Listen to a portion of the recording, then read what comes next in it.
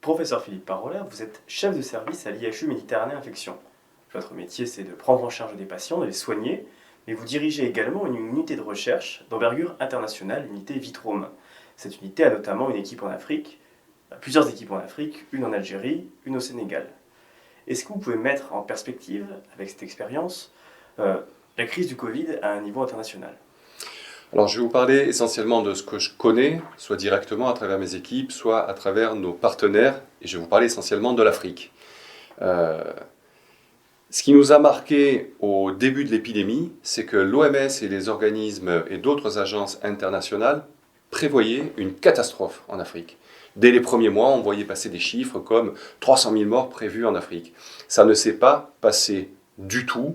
Là, on est un an plus tard. Je pense qu'on doit être autour de 120 000 morts en Afrique, c'est-à-dire un petit peu plus qu'en France, finalement.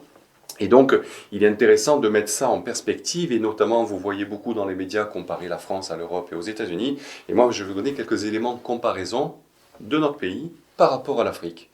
Alors, les indicateurs que nous avons, c'est bien sûr le nombre de cas, vous voyez beaucoup ça dans les médias. Ce qui nous intéresse, nous, un peu plus en termes de soins, ce sont les hospitalisations, la réanimation.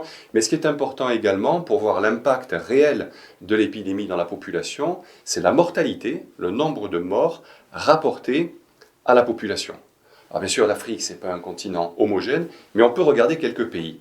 Et quand je m'étais intéressé à ces données avec mes collègues africains, j'avais été frappé de voir, fin 2020, le nombre de morts, la différence entre le nombre de morts par habitant en Europe et en Afrique. Si on prenait la Belgique, fin 2020, on était à 155 pour 100 000 habitants. Le Royaume-Uni, 96. La France était à 86. Loin derrière, très loin derrière, on retrouvait le Maroc, 20 morts pour 100 000 habitants, l'Algérie, on était à 6, le Sénégal à 2, le Mali, le Niger et les deux Congos étaient inférieurs à 1 mort pour 100 000 habitants. On est 6 mois plus tard. Aujourd'hui, quand on regarde ces chiffres à nouveau, eh bien la Belgique est à 200 morts pour 100 000 habitants, le Royaume-Uni 190, la France 156, la Suède, dont on a beaucoup parlé, est derrière nous, 136, et puis le Maroc, 25, le Congo, 14, la Mauritanie, 10, l'Algérie, 7, le Sénégal, 6, sans parler du Mali et du Niger qui sont inférieurs à 3. Donc vous voyez que dans ces pays du Sud, on a une mortalité ramenée au nombre d'habitants qui est très très nettement inférieure à ce que nous avons vécu en France, à ce qui a été vécu en Europe, mais aussi aux États-Unis. Comment expliquer ces différences entre les pays d'Europe et les pays d'Afrique? Alors là aussi, avec mes amis africains, nous avions été frappés par deux revues qui étaient sorties dans les plus grands journaux de sciences, le journal Science, le Nature Microbiology Reviews, et il y avait des hypothèses. Ce qui était intéressant, c'est que parmi les auteurs de ces articles dans ces grands journaux, il y avait peu ou pas d'Africains. Alors il y avait des hypothèses qui étaient la génétique, des hypothèses immunologiques, il y avait des hypothèses liées au groupe sanguin. Il parlait d'ailleurs assez peu des variants, qui pourraient tout à fait être une hypothèse. Et puis, quelque chose qui nous a frappé, c'est qu'aucun de ces deux articles ne parlait du traitement, de la prise en charge précoce, du test précoce dès que possible. Et beaucoup de pays africains l'ont mis en pratique dès qu'ils ont eu la technologie. Et surtout, personne ne parlait du fait que, notamment dans les pays d'Afrique francophone, un traitement précoce par azithromycine et hydroxychloroquine, le plaquenil, avait été introduit très tôt, soit dans les recommandations nationales, soit laissé libre aux médecins qui prenaient en charge les patients. Comment expliquez-vous que les autorités sanitaires de ces pays aient fait le choix d'utiliser le plaquenil, l'hydroxychloroquine et l'azithromycine? Alors il y a plusieurs choses. Je pense déjà que ces pays-là, nos amis d'Afrique, que ce soit l'Afrique du Nord, que ce soit l'Afrique subsaharienne, notamment les pays francophones que nous connaissons bien, ont peut-être plus l'habitude que nous de gérer les crises sanitaires notamment. J'ai longtemps travaillé en Afrique où j'ai eu à gérer des épidémies de rougeole, des épidémies de méningite qui avaient un impact important dans la population. Donc gérer des crises sanitaires de façon pragmatique, je pense qu'ils savent faire, peut-être mieux que d'autres. D'autre part, ils ont fait comme nous à l'IHU Méditerranée Infection, c'est-à-dire qu'ils ont suivi la littérature, ils ont suivi nos communications. Quand on parlait d'azithromycine et de plaquenil, eh bien, ils ont vu que c'était deux molécules qui tuaient le virus au laboratoire, que les deux utilisés ensemble le tuaient encore plus vite, que dans les premières études, quand vous preniez ces médicaments, eh bien, vous portiez moins longtemps le virus, que c'était également des immunomodulateurs, ce qui est important la deuxième phase notamment de l'infection, dans ce qu'on appelle la tempête immunologique, et que le plaquenil peut avoir dans certaines circonstances un effet protecteur contre les caillots sanguins. Mais surtout, c'était des médicaments qui n'étaient pas chers, et quant à la toxicité des dérivés de la chloroquine dont vous a déjà parlé Didier Raoult, qui est d'ailleurs en déplacement cette semaine, cette toxicité a fait rire nos amis africains, pour lesquels des milliards de doses ont été distribuées chez eux dans le cadre du traitement antipaludique. Donc voilà, je pense qu'il y avait un mélange de pragmatisme, un mélange de, voilà, on a des molécules qui ont l'air au moins d'avoir un effet, et vous savez bien, on vous en a parlé, que depuis, nous avons montré, nous, sur de grandes études observationnelles, que, je reviens ici à Marseille, eh bien, nos patients qui avaient pris cette bithérapie par témoin en réanimation mouraient moins, d'autant plus qu'on donnait ce traitement assez tôt. Donc ils ont fait ça, et ils ont fait une deuxième chose, c'est-à-dire que plutôt de rentrer dans des études comparatives, dans ce qu'on appelle les études cliniques randomisées, avec des médicaments dont on ne connaît pas l'efficacité, et dont on sait maintenant d'ailleurs qu'ils n'étaient pas efficaces, ils ont préféré utiliser de façon pragmatique ces médicaments. Et je vous renvoie d'ailleurs, parce que c'était un grand débat sur pourquoi pas d'études et pourquoi traiter.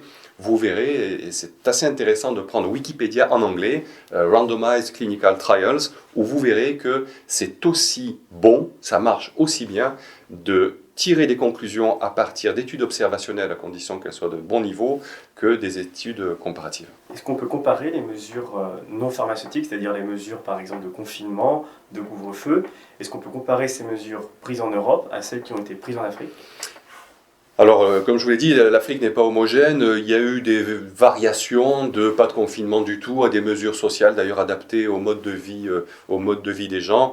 Nous avons déjà dit, et puis vous l'avez vu avec différents conférenciers qui sont intervenus chez nous, on sait maintenant que les mesures sociales, le confinement, ne changent rien à l'histoire naturelle du virus, ne changent rien à la mortalité. Je vous parlais tout à l'heure de la Suède, qui d'ailleurs, rappelez-vous, n'a pas soigné, très peu soigné de façon intense les patients âgés, puis se sont retrouvés quand même avec une mortalité par nombre d'habitants beaucoup plus faible que la France. Pour revenir à l'Afrique, je vous donne un exemple.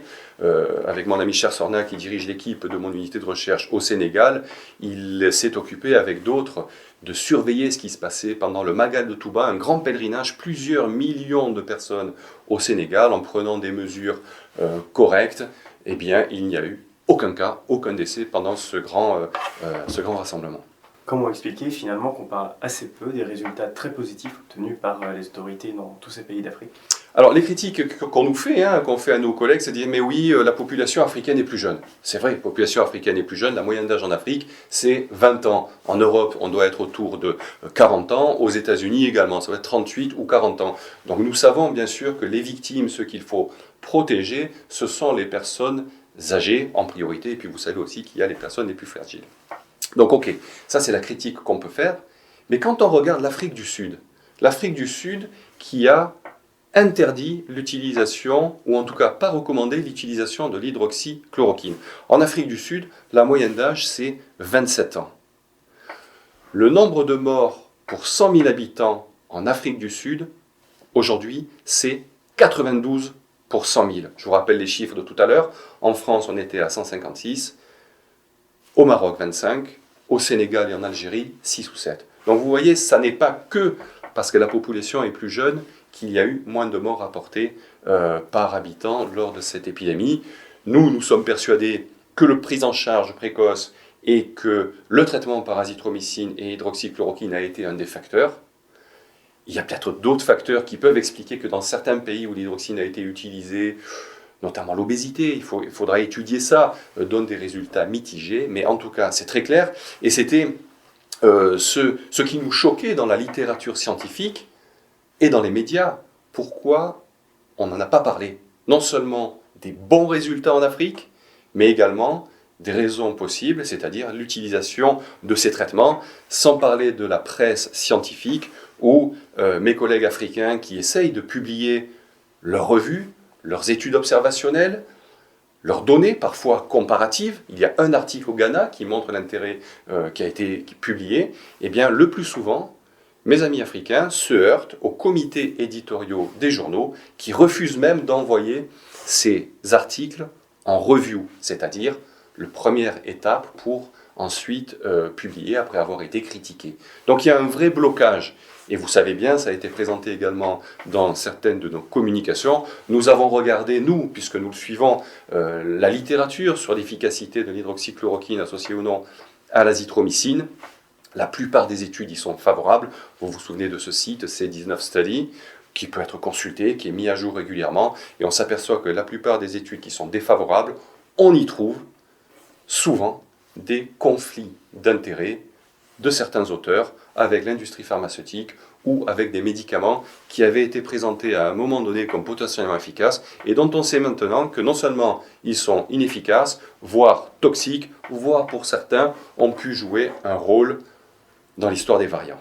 Ma conclusion de tout ça, puisque je continue à travailler, et puis là, moi, ce que je vous dis, ce ne sont pas des données filtrées, ce sont mes équipes, mes collaborateurs, des gens avec qui j'ai formé, des gens des gens qui ont des plateaux techniques importants, parmi les co-auteurs, que ce soit le professeur Mouyembe, qui est un co-découvreur du virus Ebola, que ce soit le professeur Mboup au Sénégal, qui est un co-découvreur du virus VIH2, que ce soit mes amis du MRCT, le professeur Terra, le professeur Jim Day au Mali, puis mes amis du Niger, je les cite tous, pas tous, mais vous les verrez à la fin de cette communication. Ils disposent de plateaux techniques importants, ils ont séquencé les variants, peut-être pas avant nous, mais en même temps que nous, et leur taux de séquençage des variants était très important dès le début de l'épidémie. Donc entre le succès de la prise en charge dans beaucoup de pays d'Afrique, en tout cas ceux qui ont prise en charge précoce, et pour moi, qui ont traité de façon précoce avec ce qu'ils avaient sous la main, le contre-exemple étant l'Afrique du Sud, ça associé au fait qu'il y a de belles plateformes technologiques qui se développent en Afrique, je pense qu'il faut réellement arrêter de donner des leçons à nos collègues africains. Ils ont fait mieux et font aussi bien actuellement sur le plan technologique. Merci beaucoup. Merci.